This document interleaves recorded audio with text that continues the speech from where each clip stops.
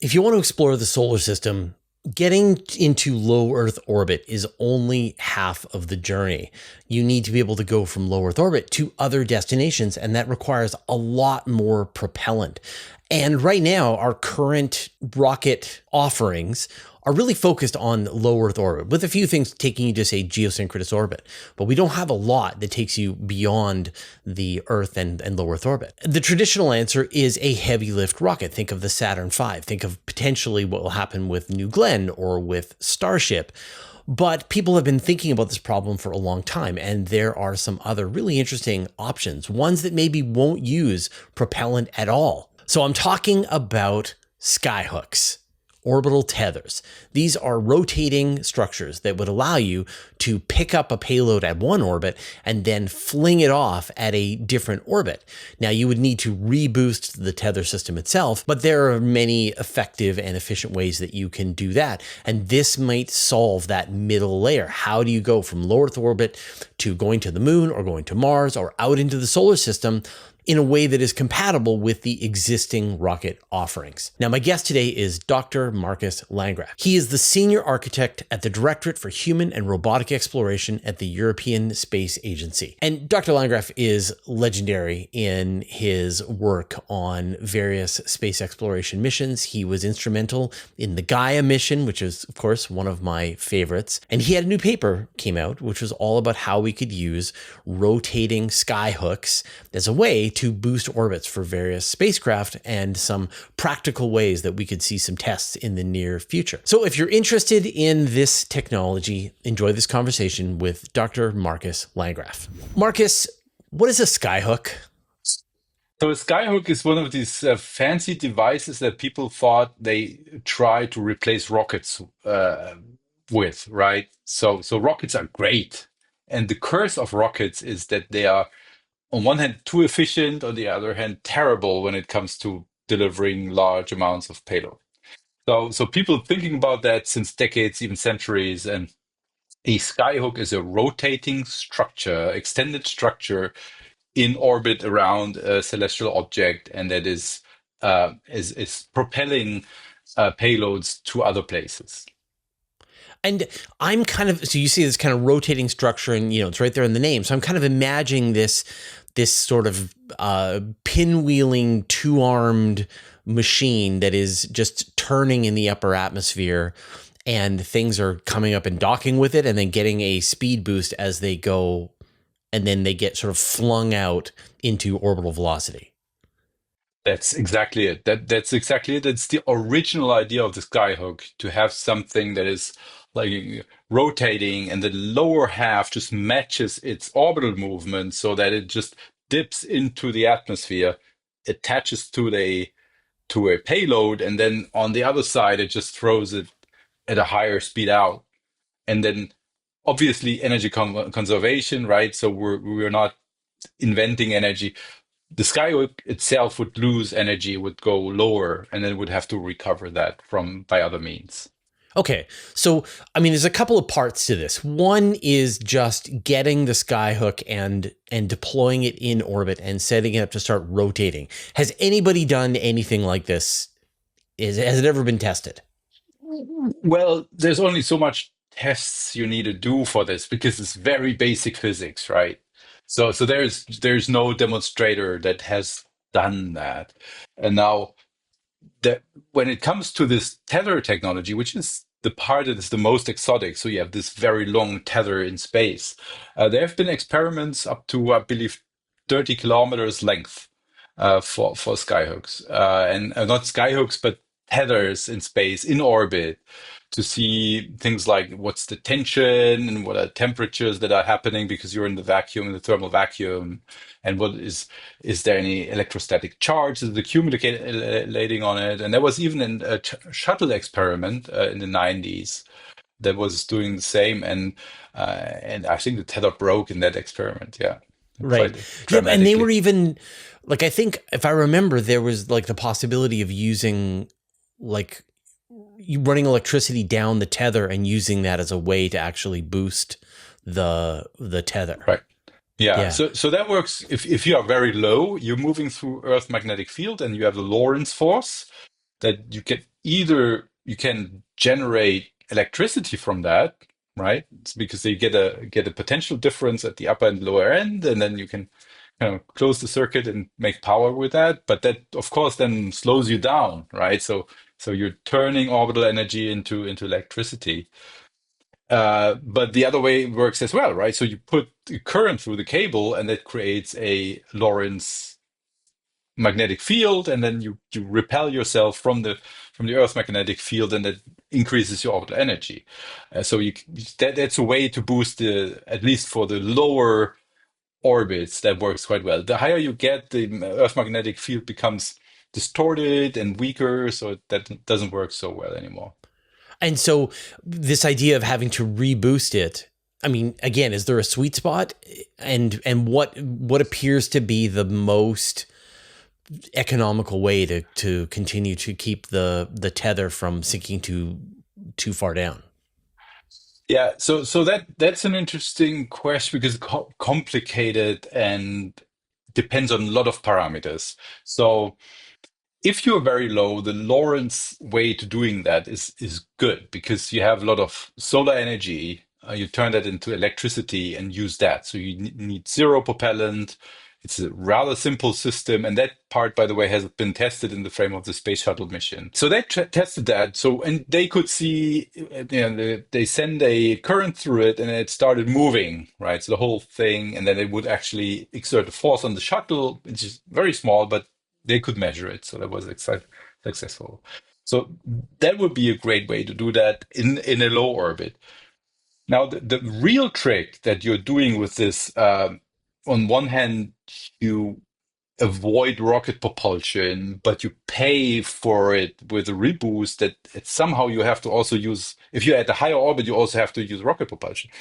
The big deal about this is you have a lot of time for the reboost. So you can use a highly efficient rocket propulsion system, like, for example, a solar electric power. So you have so say you don't want to use this Lorentz trick because you're too high up, say at, I don't know, 3,000 kilometers and too far away from Earth. So it doesn't work with the magnetic field. Then you can have these iron thrusters, right? That basically separate, use an inert gas, turn it into ions, and then accelerate them with an electrostatic field. And of course, you need electricity for that. And that gives you a specific impulse. If we are talking rocket propulsion, I'm sure your viewers know very well the Tsiolkovsky equation. Then all of a sudden, instead of having a chemical engine that has a specific impulse of, say, 320 seconds, you can use a solar electric propulsion system with 3,000 seconds of specific impulse. But then, of course, you have this low thrust, but that low thrust can then operate over months while your spacecraft is already on its way because you slung it out towards the moon or wherever you need to go. And I'm assuming, like, I remember with the Planetary Society with their LightSail 2, they were testing out how you could change the orientation of the solar sail depending on which part of the Earth you were at, and you could sort of change it, parallel to the sun, horizontal to the sun, and go back and forth. And I'm guessing, again, if you've got lots of time on your hands, then you can take advantage of other propulsion techniques that are extremely efficient, like, say, solar sails. Exactly right. So in the end, it's to the goal of this whole idea is to beat the curse of the rocket equation, right? So you want to find alternatives to rocket propulsion as much as possible, and if you have to use it, you use as efficient as possible. Right. And then I guess the big issue is, like, how do you actually attach your payload to the Skyhook? Yeah, that's one biggie because there's only so much time, right? So just imagine what's happening. You're the payload, right? So you're either suborbital or in low Earth orbit, and then there's this thing coming down from above towards you, right? And it's ahead of you, and it's coming down initially rather quickly. So it looks like the collision going to be a collision, and then it slows down because it has this cyclical motion, right? And you're here, right? So this thing comes here and then goes out like that, and then this moment where there you have a couple of minutes to make the rendezvous, Hmm. And And of so course, here's from operationally, your perspective, like yeah, if you're just say in a balloon yeah, and this tether is coming down, but because this thing is in orbit, yeah. then from your perspective, the anchor point to the tether actually appears motionless in your sky, and then Correct. you connect, Correct. and Because then you're matching basically the Skyhook matches its orbital motion with the lower end. So it's right. relative to the payload is at rest when you do the rendezvous. But that condition exists for a couple of minutes. Well, theoretically, even for 0 minutes, but it's slow enough for a couple of minutes so you can attach. So it's very different from if you watch like Rendezvous with the Dragon capsule with the space station, it's very slow process, very controlled, and the speeds considered are like centimeters per second. That is typically relative motion of these vehicles. So that's what we know how to do operationally today. But Skyhook is going to be difficult, very different. So we're talking about meters per second.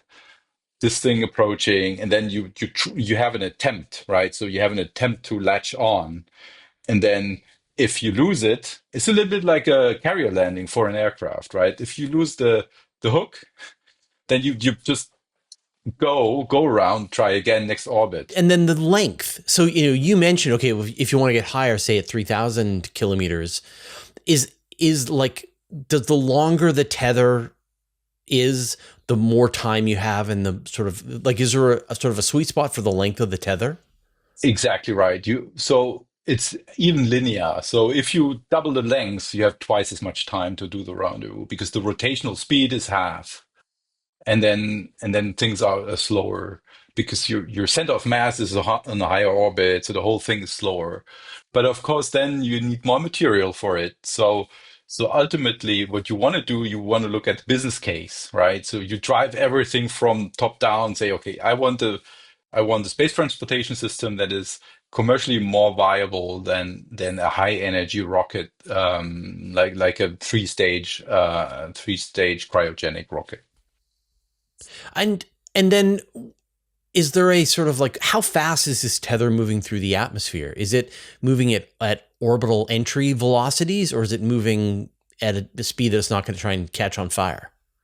Yeah, so it depends on what you're doing, on the payload, basically. So the original concept from back in the 80s, and it was not my idea, it was other people developing that, was to have a supersonic payload that is moving parallel to the tether with, say, Mach 3, 4, 5, something like that. And then the tip would be matching that. So when the tip enters the atmosphere, it has also this Mach 5 figure in the same direction. So it's at rest with the payload being picked up. In the most recent work we've done, we actually completely separated from this complexity of rendezvousing in the atmosphere. And we said, we'll pick up the payload in LEO, so in low Earth orbit, instead of the atmosphere. So there has to be a rocket initially to put you in low Earth orbit, and then the Skyhook picks you up from there and throws you to the moon or Mars. That's the idea of the most recent work. The reason why we made that change was that in the last 10 years, rockets to LEO have seen a significant economic development where all of a sudden things become relatively cheap, and it is almost too much of a supply of these services to LEO, but there's a lack of supply for services to higher orbits or higher energy transits to the moon and Mars. So that gap is intended to be closed by a Skyhook. Yeah, I think a lot of people don't realize that when you just get to low Earth orbit, you're only really a fraction of the way to get Yeah, to climb absolutely. out of the gravity well to get up to the moon. That, imagine the moon not as this thing that's floating in space, but as this at the top of a very tall mountain.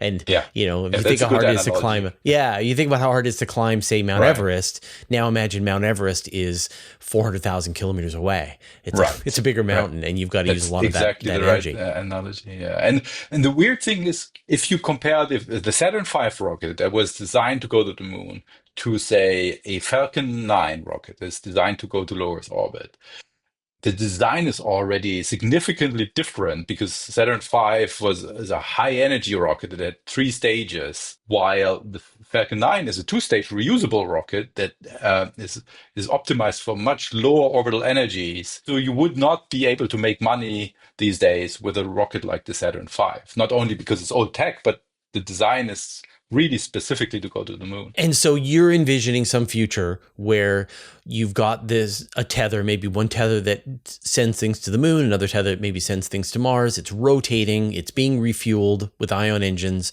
and then payloads are launching on very traditional Falcon 9s, and then instead of a kick stage to take them off to the moon or off to Mars, they're just meeting up with the tether. The tether is kicking them off into whichever orbit you need, and that saves you this sort of entirely different class of rocket.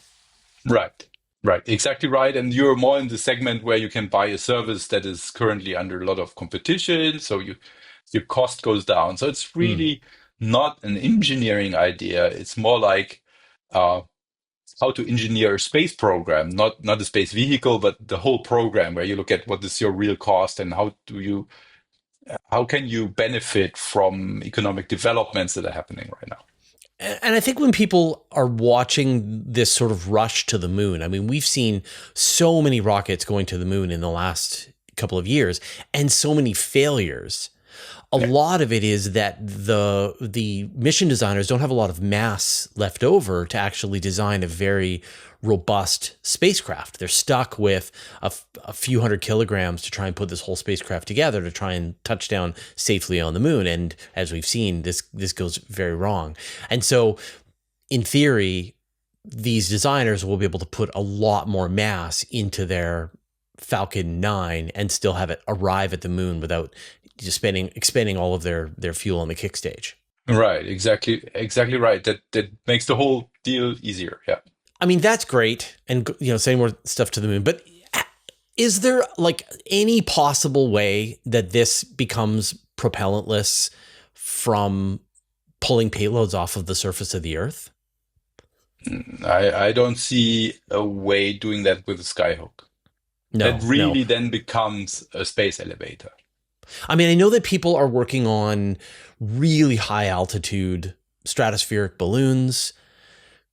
Is there no way that you can have your Skyhook come down to the point that it can meet up with the balloon and pull the payloads off the top of the, some payload area on the balloon, or even from the ground? It's a brilliant question, Fraser, I tell you, but let me be skeptical at this point. Let me tell you why. Because it's not the altitude and it's not the atmosphere that hurts you.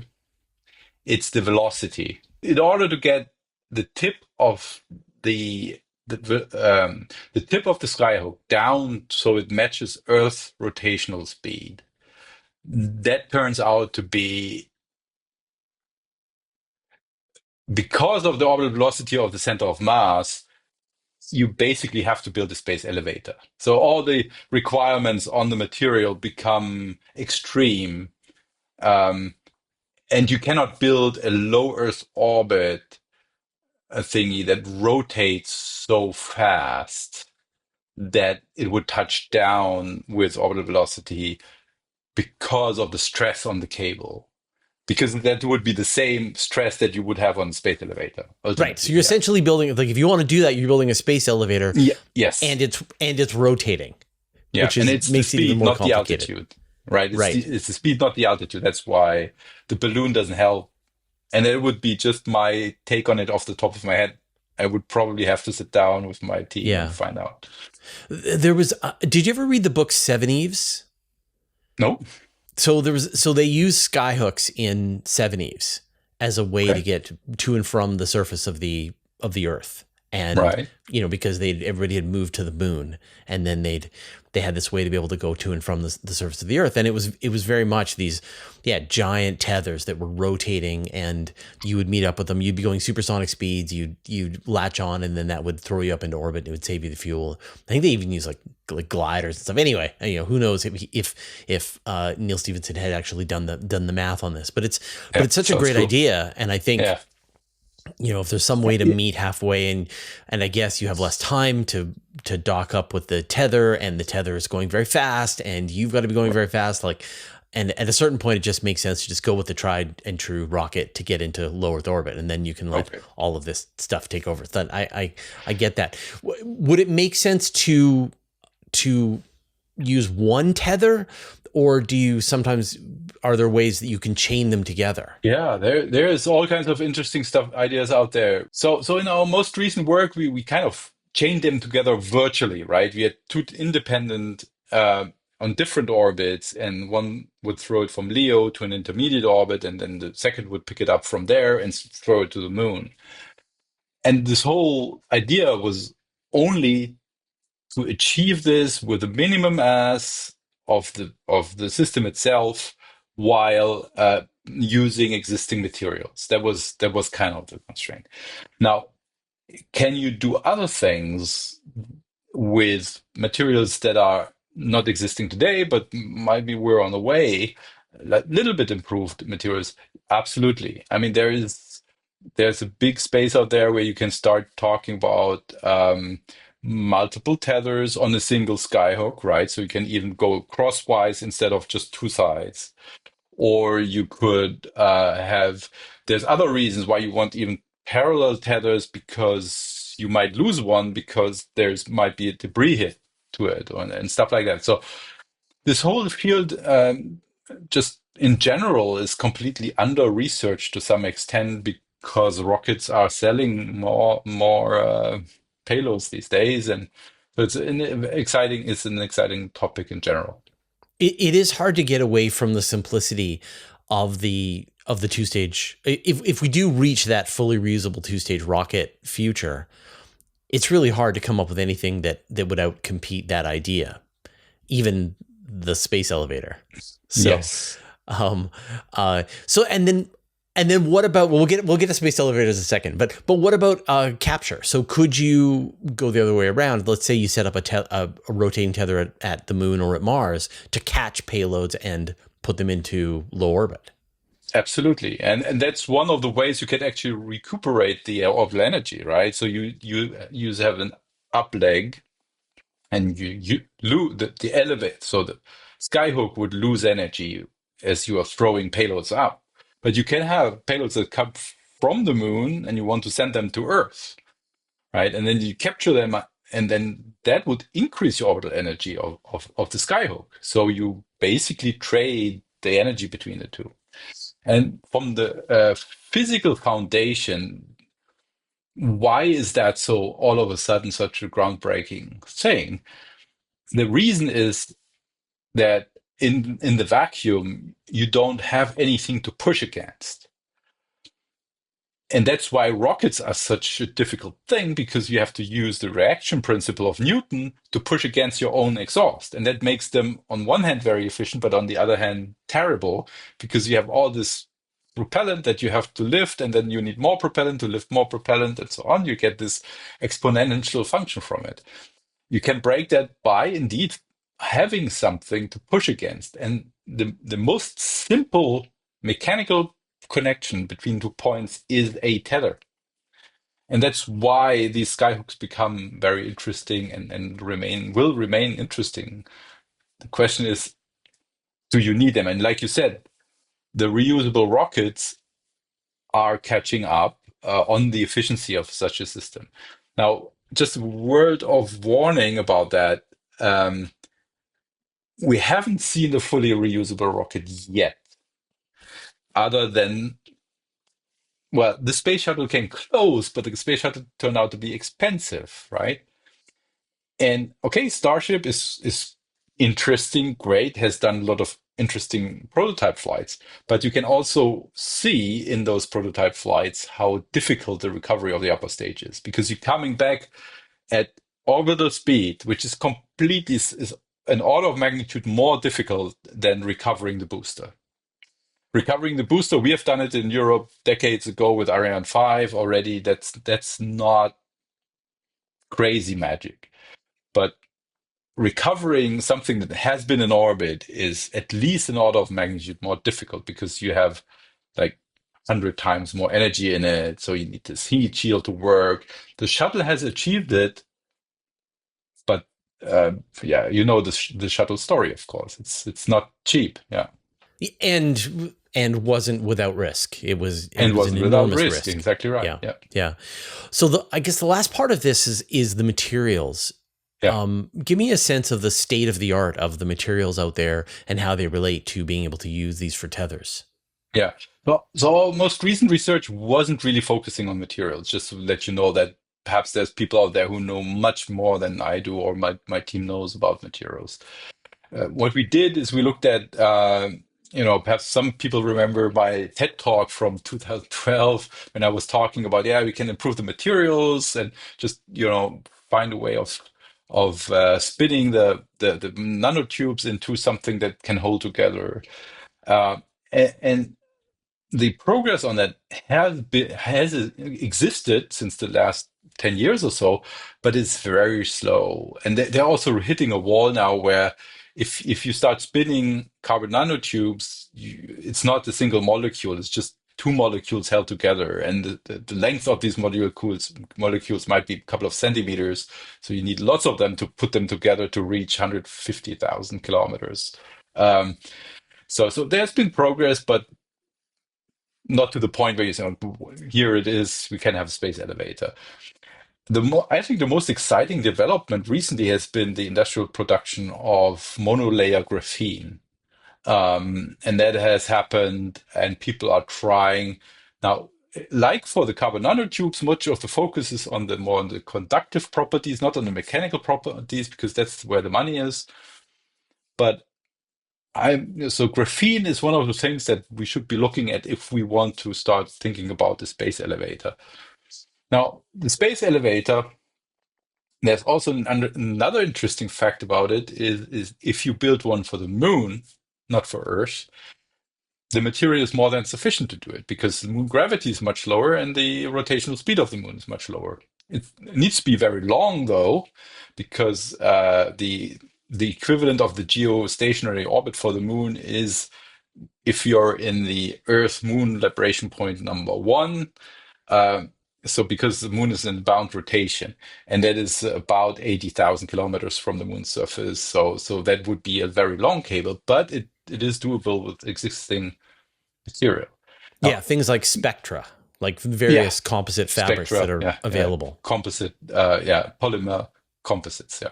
And you don't think those polymer composites would work for skyhooks? They would, but the Skyhook is not the space elevator. It has a lot of disadvantages, in particular the reboost, right? The need to reboost it for the Skyhook gives you the problem of complexity, of operational risk, of you still have to put propellant there, you have to refill it. So it's rather complex. The Skyhook, the space elevator compared to the Skyhook, if there wasn't the problem with the material, would be much better because the Earth rotation would be the reboost mechanism because you have connected it to the Earth rotation, and every time you lose energy on the elevator, the elevator would slow down the Earth rotation just so slightly, unmeasurable, of course, that that's how the energy is compensated in the elevator. For the Skyhook, you have to bring back either you have to use the Lorentz force or you have to bring propellant up. Mm. So what would be like a practical test? I mean, you've gone and looked again at the idea of skyhooks and Right, done the math, but right. next would be great to see some kind of practical test. What would you like to see? Yeah, I'd love to see just a demo mission. That'd be great. And I would suggest doing it as simple as possible, meaning picking up the payload in LEO and throwing it to a higher orbit. And then put a lot of telemetry on it, like measure tension, vibration, temperature, electrostatics charge. And that can be done even by rather small satellites. So I would even think you could do that in a big CubeSat format, right? So that's I don't know what's the biggest CubeSat these days, like 4x4 or something like that. Put them together and then have a and we did a test like that in Europe decades ago with a mini satellite. It was called the Yes Tether, built by students here in Aztec in Nordwijk, and that was, I think, it's to this day the longest tether that has ever flown. And I can't remember the year when it flew. Early 2000s, I believe. And then if that works, then scale them up and see if it's something that can be made cost effective compared Yeah, to the upper stages that are required to go interplanetary. exactly right. And perhaps one intermediate step, interesting step, would be to throw payloads on the GTO from LEO. So for geostationary transfer orbit, because that's where the business is with the telecommunication satellites, and you need only one Skyhook for that, so that would be sufficient. Right. Markus, what are you obsessed with right now? Okay, and I have some life journey already behind me, so I'm looking at things like top down very much. So my obsession is with breaking the chains of limited resources. There's a very high level goal for our civilization. So first of all, if you look at that topic very closely, you find that actually resources today are not really limited, right?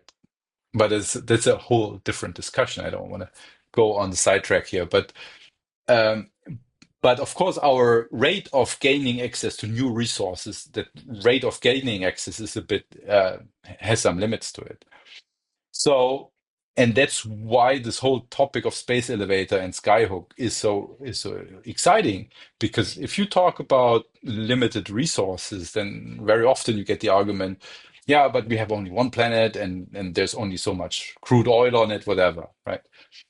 But if you look at the whole solar system, the resource, and that's really what keeps me awake at night, is to create prosperity for all humans wherever they are. And I'm convinced, and that's not an analysis or a logical thing, but I'm deeply convinced that it is possible to do that. So poverty, hunger is something that is actually something we do artificially because we choose to do it. I'm convinced everybody can live a very rich, very prosperous life. And all we need to do is to provide the resources to do that. And space exploration and space exploitation and space transportation are the key elements that we have to master to do that. Like people 3,000 years ago had to master to combine copper with tin to make bronze, and all of a sudden they had tools and weapons that were an order of magnitude stronger. So now we have to figure out how to get resources from space and how to live and work in space in a productive way and expand the human sphere of influence into the solar system. I think that's what we need to do. Yeah, I mean, when you think about, say, the amount of energy that's just falling on your house, Right. that if you just like took the amount of land or of your house and maybe your yard, if you have a house, and then you just calculated the amount of solar energy that's falling on you, and you then just sold that to the grid at the current rate, you Yes, would have an income that would exactly. be perfect if you considered the dirt under your feet and the various components that are made in it, of carbon, of silicon, of all of that kind of stuff. And you could sell those off, that those materials are readily available. It's a Exactly right. distribution problem, not, and a sort of concentration of power problem, not necessarily a that we can't come up with ways to do it. It's Yeah, funny, like whenever you play like a video game where you start with a very small start, and then you compound as you build power, solar panels, and right. the solar panels let you build more manufacturing, and suddenly you get this exponential growth of your overall economy. Yeah, And it feels like that is within reach of us now when you look at the it is. electrification of various nations like China and even the US and so on, that they're switching over to, you no longer have to go to the places where there's dead algae buried underground for 10 million years. You can just collect Exactly what's right. falling on you. And that's a great example because historically, crude oil, mineral oil, was a contamination. So there were farmers in Texas in the 18th century that treated crude oil occurrences on the surface as a contamination, and they covered them with earth really quick so that there would be some grass growing there so they could feed the cattle. Just a couple of decades later, a Scotsman discovered that you can replace whale oil with this mineral oil, and it's even better because you can refine it into lighter oils and so on and so on. And all of a sudden, everybody says, wow, oil is the biggest resource on the planet, but it's running out. Be careful, it's running out. And that's just 300 years ago. And then along comes uranium, right? And they're basically unlimited power. And then, in Canada, you're doing a great job of extracting the energy from that. And then solar power is extraterrestrial. So even by definition, it's not limited to our planet. So all of these things hint towards we can have a prosperous future. And at the technological stage we are as a species, I feel it's almost a decision to allow poverty and misery and war to continue. And that I know it's a very idealistic worldview, but it's still, I think that's the driving force behind what my team and I are doing and what we are doing here at the agency in general. Yeah, absolutely. You go back to first principles and you calculate the amount of energy available, the amount of food available, the amount of water available. There's enough for everybody. It's a distribution problem. Yes, it's a distribution problem. And exactly those, right. How you get to the bottom of those distribution issues and all of the externalities and all of that is where it gets complicated. But they are not intractable problems. We can solve them. Yeah. And that's politics, and I'm not good at politics. I'm better at space engineering. Right. So I stick with what I know. But maybe we can avoid the whole problem by just going to space. Yes, exactly. We can work around the politics by just making us so incredibly prosperous through space exploration that we don't have to bother anymore with, party politics and whatever. So everybody's rich and happy. So nobody will use drugs. Nobody will have wars anymore. Yeah. Markus, thank you for your time and good luck with your testing a Skyhook. Yeah. Thank you very much for having me and sharing my views on that. So thanks. And I hope everybody had a good time to watch this. I hope you enjoyed this conversation with Dr. Markus Landgraf. Now, we had a much larger conversation where I posed to him the question that I'm getting all the time, which is, whatever happened to space elevators? And Markus has given talks about space elevators, is continuing to watch the development of various materials, and gives sort of what is the current thinking about the possibility and feasibility of space elevators and how they might fit into a larger idea of space exploration. So if you're interested, we've got that longer interview completely for free over on Patreon. You can watch it right now, put a link in the show notes, and get the longer full version. I'm going to give you some final thoughts, but first, I'd like to thank our patrons. Thanks to Abe Kingston, Andrew Gross, Braley Griffin, Brian Bowder, Caradwin, Chuck Hawkins, Commander Baylock, Cy Nielsen, David Gilton, and David Matz, Evan Pro, Hudson Moore, James Clark, Jeremy Madden, Jim Burke, Jordan Young, Josh Schultz, Marcel Smith, Michael Purcell, Modzo, Nick Borges, Nick Solari, Paul Robach, Brent Kaidu, Richard Williams, Sean Sargent, Stephen Fowler Munley, Vlad Chiplin, and Wolfgang Klotz, who support us at the Master of the Universe level. And all our patrons, all your support means the universe to us.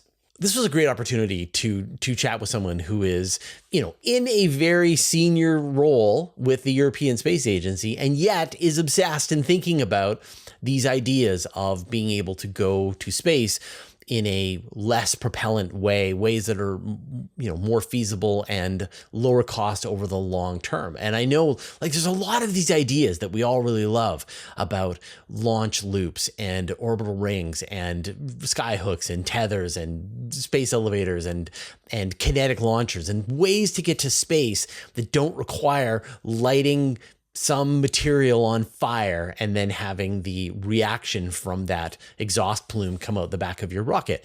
And for now, rockets work great. But in theory, the laws of physics should let us get to this place where we can have this other technology. And so there's always a place in my heart for anyone who is willing to sit down and actually do the math and consider the possibilities and compare it with our current thinking and just what is a practical way that we can move this technology forward. And so I'm always grateful. And so I know a lot of you are really interested in this kind of stuff. And so whenever I see it, I will always try and bring it to you. All right. We will see you next time.